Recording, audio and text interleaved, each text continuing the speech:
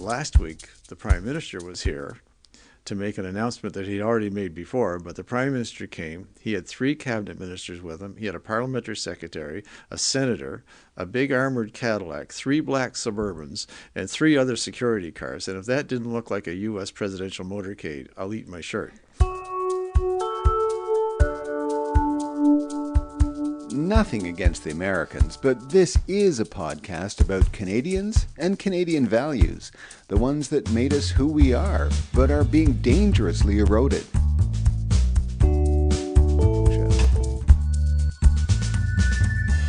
My name's Bill Casey, and I was a member of Parliament for Cumberland Colchester. I've run under the Progressive Conservatives, the Conservatives. I ran as an independent, and now I'm running as a Liberal. You can't hold a job, eh? I can't hold a job, don't know what I'm doing now. Right from the very beginning, I believe Canada has been a country that cared and believed in principles. And we've been able to do it for decades and generations. And it's given us a tremendous reputation around the world. Can you tell the story of that precipitated your change, your removal from the Tory party? The government announced a budget in 2007, and it was an omnibus bill. And it's really hard to figure out an omnibus bill at any state, but the province figured it out. The provincial government of Nova Scotia figured out that we were losing a very important financial agreement. It was called the Offset Agreement, and it was part of the Atlantic Accord. It was just gave us the same royalties and benefits from the offshore gas and oil that Alberta gets from their gas and oil industries. Anyway, Mr. Harper apparently didn't like it, so they, in the budget of 2007, they effectively just reinterpreted it. They didn't change a comma, as it turned out, but they changed the complete interpretation. So I brought it up in caucus. I read the legislation. I read the agreement. I read the speech. I did everything. And Mr. Harper just stood up and said, they mean the same thing. And I was standing there in front of all my caucus members, and the Prime Minister of Canada says, you don't know what you're talking about. Even though I've got them right in my hand and I'm looking at them, I know they don't say the same thing. Anyway, I went to Rob Walsh, the Chief Law Clerk of the House of Commons, and I said, explain this to me. Why is he saying they mean the same thing? And he right away said, well, it doesn't matter as much what the agreement says. What does the legislation say that implemented the agreement? So he pulled down the legislation. It was very, very clear that the new budget contradicted the legislation. So it effectively broke the law. And Mr. Walsh wrote me that. He wrote me an opinion, which really surprised me. Wrote me a letter with that opinion on it, and I took it to the Prime Minister. I didn't expect to see him this day, but he was there. He stayed after caucus, which he usually didn't do, so I had the chance to go up and talk to him, and I went up, and I slid the letter across the desk to him. And I said, Mr. Harper, Mr. Walsh agrees that that we're contradicting the terms of the legislation and the agreement. And Mr. Harper just looked at it and he pushed it aside with one hand. He says, doesn't matter what he says. I decide what equalization formula is. And he went on to say some other things which I can't repeat to you about my future. So the night before the vote, Jim Flaherty, the Minister of Finance, held a meeting in his office. And we were right around the table. Every Atlantic member of Parliament from the Conservative Party was there, even the provinces that weren't affected. And everybody said, you've got to honor the Atlantic Accord. We fought so hard for it. It's so important to Atlantic Canada. It's so important to Nova Scotia and Newfoundland. You've got to honor it. Anyway, right around the table, and Mr. Flaherty was there, the Minister of Finance, and his parliamentary secretary, Diana Blonsky, was there from Alberta. We got all the way around the table. I didn't say anything because I had put my position in writing. And then after everybody was done, Diana Blonsky, who I have a great deal of respect for, spoke up and she said, I'm a lawyer from Alberta, and I've gone through all these documents, and Bill Casey is right. That's exactly what she said. We are breaking the terms of the agreement. Well, that's the first time anybody outside of Atlantic Canada had said that. And she had asked me about the agreement, and I gave her all the documents and everything, and she came to her own conclusion as a lawyer from Alberta. And so I thought that finally we'd made some progress. And Mr. Flaherty said, okay, I got the message. I'll get together with my officials. We'll see what we can do. We'll have another meeting tomorrow. Because the vote was at 6 o'clock the next day. Anyway, I waited all morning long to get my message to go to the meeting. I had to go to another Foreign Affairs committee, but I went to the committee, but I had my BlackBerry right there waiting for the message to go, and I didn't get it, so I figured it must be going to be in the afternoon after question period or something. Anyway, about 1 o'clock, a New Brunswick member came up to me and said, well, they certainly stuck it to you today. And I said, what are you talking about? He said, well, Mr. Flaherty had the meeting this morning. He invited everybody but you. I said, what? They had the meeting, and I don't know what they said at the meeting, but they turned everybody else around. This is the divide and conquer process. So I went right down and I got into it with Mr. Flaherty. He was sitting in the chamber, and the House procedure had stalled for a minute. I went down. He's right in the front row, and I leaned right across the desk, and he leaned right back at me, and we just were right at it. Anyway, but so anyway, about a little while later, I got a call from Elmer MacKay, and Elmer MacKay and I. Elmer was my mentor when I first went into Parliament. Really liked him, still a good friend, and he called me and he said, "Bill, I think you should vote for this. I think you gotta go ahead." I said, "Elmer, you're the guys that negotiated this. You created the Atlantic Accord," and he's just breaking it. I said, "Don't you think you should be talking to them, not me?" "You're right." So anyway, he hung up, and about half an hour later, he called me back. "Look, I couldn't make any headway, Bill. I think you're going to have to vote for it." I said, "No, I can't. I just can't do it." So a little while later, I got a phone call with Brian Mulroney. And Brian Mulroney was my first Prime Minister, and he was a super person to work for, and I have the utmost respect for him. Bill. Sometimes we all have to reconsider these things, and I think you should have a look at it. And I said, Mr. Mulroney, this is your bill. You created the Atlantic Accord.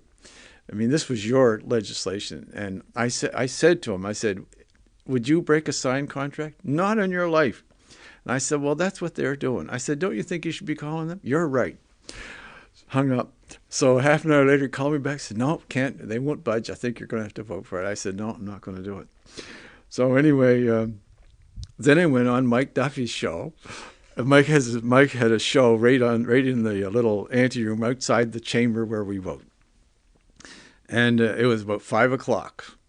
And Mike said, are you really going to vote against the budget? I said, Mike, I'm going to vote against the budget unless somebody tells me. I don't need it in writing, but I just want somebody to tell me between now and 6 o'clock they're going to honor the accord exactly the way it was written, spirit and the law.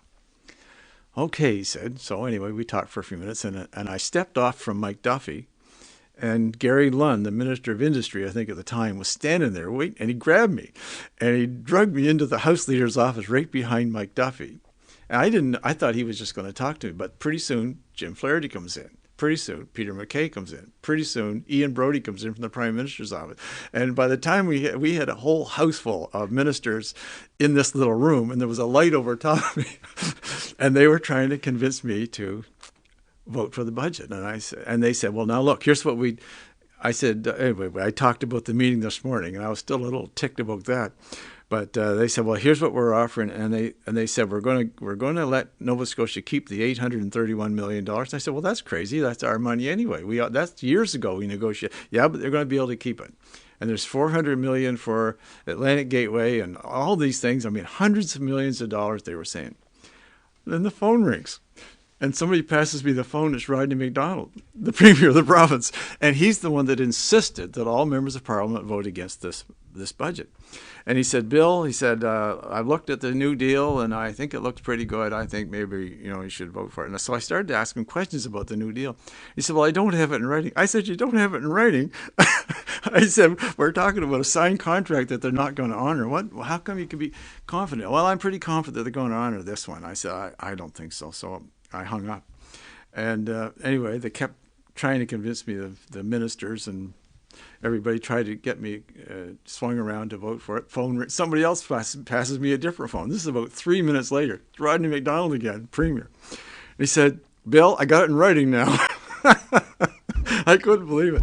Anyway, and he started reading it off to me, and it's the same thing. You listed all these things, and it was a lot of money. And anyway, I said, look, it's too late. The bells were ringing to vote. I said, I got to go vote. So I got up, and I went to the door, and the door was locked. So I went to another door, and it didn't go where I thought it went. So I came back to the first door, and Gary Lunn was standing there at the door like this. he said, you can't go. And I said, Gary, open the goddamn door. And anyway, he stepped aside and opened the door. And I was almost running to the chamber. And there's a little phone booth there right beside, right on the wall of the chamber. And it was empty. Usually isn't. I went in and I called my wife. And I said, Rosie, I'm confused. I don't want to make a mistake. I don't want to vote no for the wrong reason. And I said, they're throwing all this stuff at us and they're making all these claims. And I said, I just don't know. I'm confused. And she said, is it the Atlantic Accord? I said, no, it isn't. She said, go vote.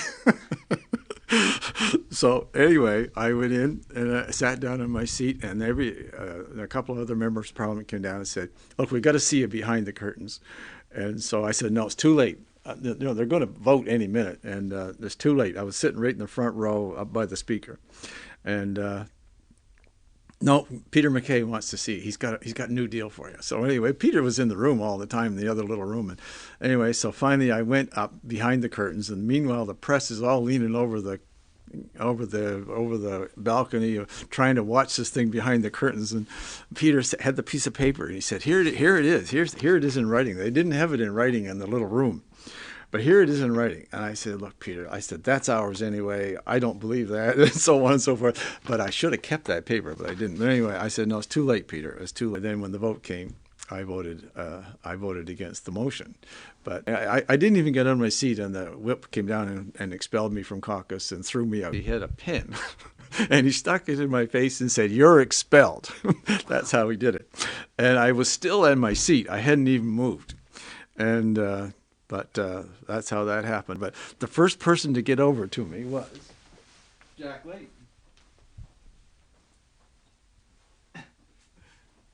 And Jack Layton had tears in his eyes because he felt that this was a great demonstration of democracy. And it meant more to him than anybody in the House of Commons, I believe, at that time. And just that afternoon, he sent me this book of his. And it says, "Dear Bill, with great admiration and with thanks for much, including your friendship with my dad." I knew his father, who was a Conservative MP.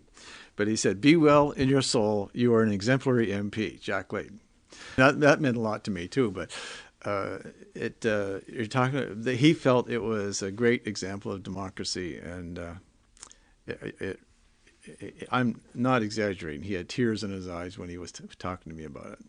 So I've seen the changes, and that's why I'm talking to you today. That's why I'm running today. It's really the reason I started to consider to run again was because so many of the officials in the House of Commons were starting to speak up, not the politicians, but people that had been there, the clerk of the House, the law clerk, and all the officials that run the process, the parliamentary budget officer, the access to information. They're all speaking out now. And the first notion that I had that I would run again was, these people are speaking out. I know they're right. I've seen what they're talking about. And I should join that. I should add my voice to that. That is the first inclination I had that I might run again.